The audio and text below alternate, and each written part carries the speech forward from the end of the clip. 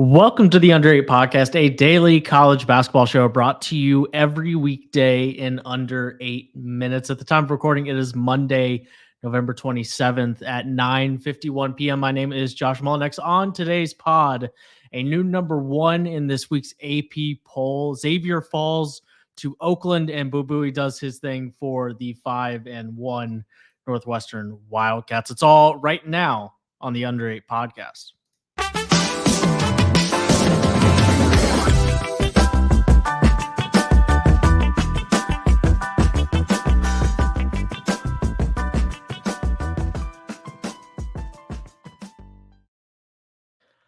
Josh Doering is here with me, per usual. Josh, welcome in.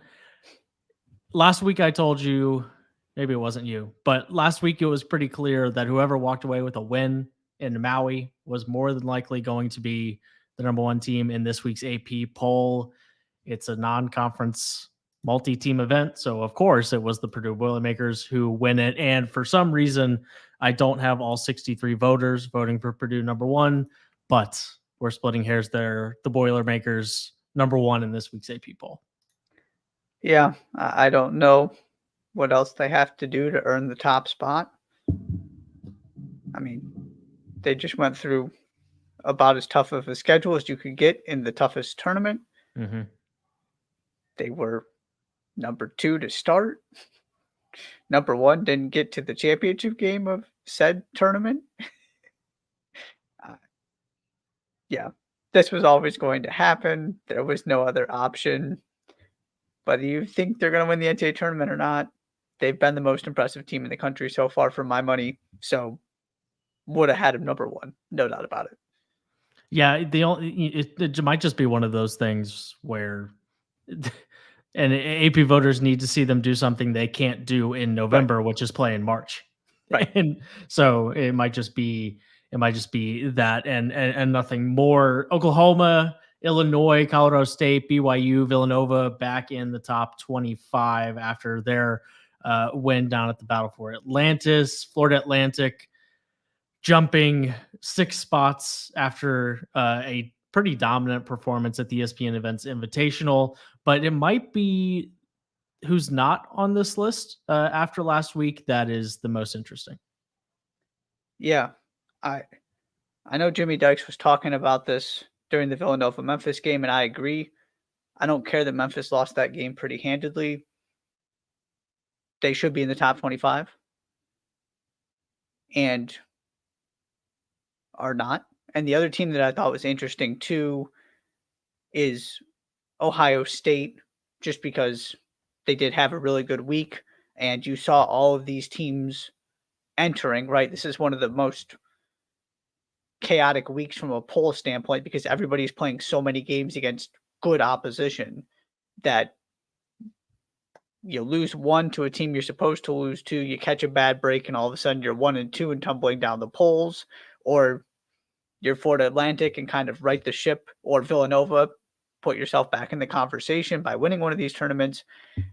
So, the fact that Colorado State is ranked and Memphis and Ohio State aren't makes me scratch my head a little bit. Now, obviously, Colorado State has an excellent win, and they did something that you and I didn't think was possible, which counts for a good deal. I was surprised that both Ohio State and Memphis still got left out. Yeah, I think for Memphis, it might just be one of those things where the thing that we remember is it's much more difficult to remember the body of work from the week when you have a sour taste in your mouth after their Villanova performance. But for a team that was knocking on the door 2 weeks ago, that's probably, if they were 32nd or something to that effect, then sure, just on the outside looking in, I don't have a real problem with that. But for a team to I think show more than what they had the week before in Memphis and still not get in was surprising to me for sure. Yeah. Go ahead. They just didn't take a jump and get rewarded for a really good week because they were still in the vicinity anyway. That's the best way to put it, and the part I don't understand. On the women's side, South Carolina all 36 first place votes. It's been a little bit of a carousel near the top of the women's top 25 early in the season, but it's clear that South Carolina is the best team in the country, and UConn and Colorado dropping out of the top 5 in this week's poll. Yeah, and NC State continues to do their thing. They're up to 5th, perhaps the best resume in the country right now, with some of the wins that they've piled up. Were fantastic at Paradise Jam. USC, Juju Watkins up to 6, just keep picking up wins. Mm-hmm. The other one that's interesting for me, because there wasn't as much movement at the top because you had a couple, you still had UConn and Colorado drop out of the top 5, but it wasn't quite as much as you may have saw on the men's side with Marquette beating Kansas and then losing and Purdue going undefeated. There was just a lot going on there. South Carolina is just doing South Carolina things. But the other team here, North Carolina, loses to Kansas State, which no shame in that. That's a top 25 team that just played Iowa pretty well and Florida Gulf Coast. So you drop 6 spots and, oh, by the way, up next is South Carolina. Mm-hmm. So that's the other interesting part for both of these is that you don't really, from at least some of these teams, the ones in the ACC and the SEC, you don't get a breather here. We've got plenty of top 25 matchups, plenty of challenging games, really good games this week. So it's not like you get to take a little bit of a break and you've got a couple home games you should win as you gear up for conference play. You've got teams playing conference games and you've got top 25 matchups here this week. So we're going to have more movement next week, as always. On the men's side of things, the biggest development in the sport on a relatively slow Monday night was a 78-76 win for the Oakland Golden Grizzlies inside the Centos Center against Xavier. Like I said, a 78-76 victory. And at Oakland, after knocking on the door several times, they were close against Ohio State, close against Illinois, have a loss to Drake as well. They finally kind of got over the hump early in the season, and it was at the expense of Sean Miller's Musketeers. Yeah, good for Greg Campy in Oakland. Always happy to see that. They always put a good game on the floor when they play these Big East, specifically Big Ten teams. Obviously, being in Michigan, they play a lot of Big Ten teams. Mm-hmm. Always, he's been there 40 years. It's just a cool thing. I'm just really happy to see them get this win. And, Xavier did have a lead. Oakland goes on a 10-2 run to kind of take control late, then misses the free throws. So Dalen Swain has a half-court shot to potentially win it at the buzzer, doesn't go in. It was a back-and-forth game, but ultimately, Oakland had the best player on the floor. That was Trey Townsend, 28 points on 11 of 18 shooting, 7 assists, 6 rebounds. And it's not great when Desmond Cloud scores as many points by himself as the rest of the starting lineup. Now, the bench was good for Xavier. And this is obviously a young team with transfers and a bunch of new pieces that is not as talented as last year and is not as cohesive as last year. So it's not stunning that an experienced Oakland team with a guy like Rocket Watts, who's played in 2 different high major programs, is able to get this kind of win. And the one win Xavier had to hold as kind of the thing sort of keeping this shaky resume together was that St. Mary's win, and that's not looking great now either. Yeah, we've talked plenty about Desmond Cloud probably not quite equipped to be the guy on a night in, night out basis in general. When he gives you 24 on 7 of 14 shooting and goes to the line 12 times, you have to beat everybody.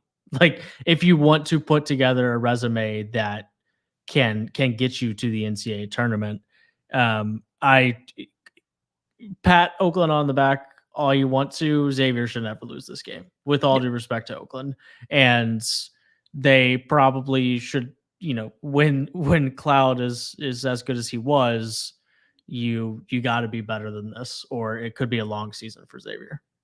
Yeah, it wasn't like Oakland was breathtakingly good that you just went they just had themselves a day. They played really well, not to take the win away from them, but there are certainly things Xavier did to contribute to this loss that Sean Miller is going to be frustrated with. Last but not least, on this Monday evening, we had an interesting game developing in Evanston this evening At halftime, Northern Illinois led Northwestern 42-41, and then the Wildcats turned on the Jets in a very real way in the second half.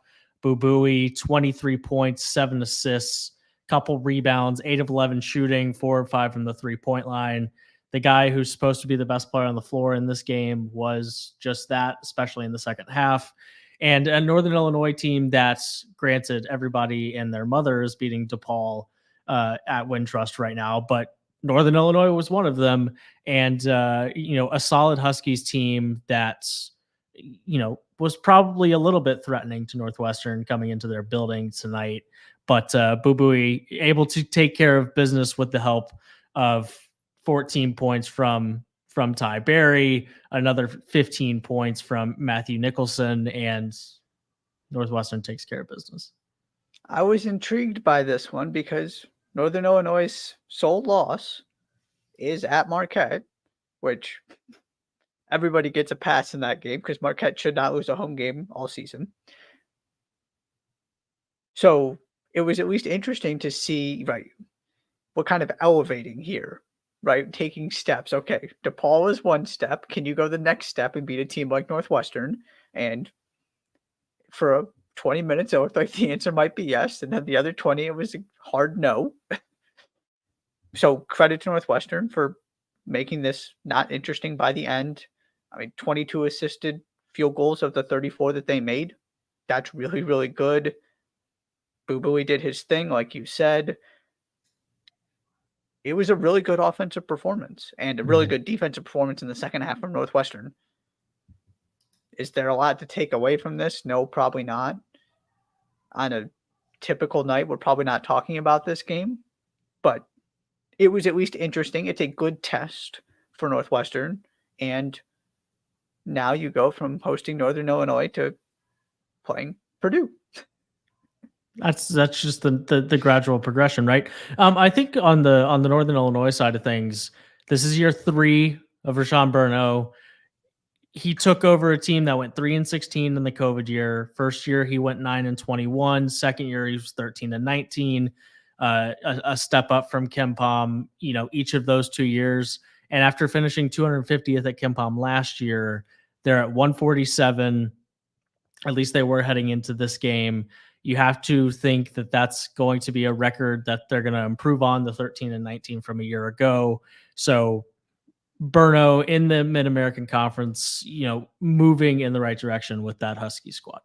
It was kind of interesting. Yeah, when I checked KenPom, Oakland and Northern Illinois were right next to each other. So destiny. There you go. Anything else? Good stuff coming these next couple days. I'm excited. Lots of inter-conference matchups that will bring a loaded agenda to the Under 8 podcast throughout the rest of this week. That is the Under 8 podcast for Monday, November 27th. It is just after 10 o'clock on Monday night. Be sure to subscribe to the podcast wherever you listen to your shows. Follow the Under 8 pod on Twitter, TikTok, and YouTube, and we will see you right back here tomorrow.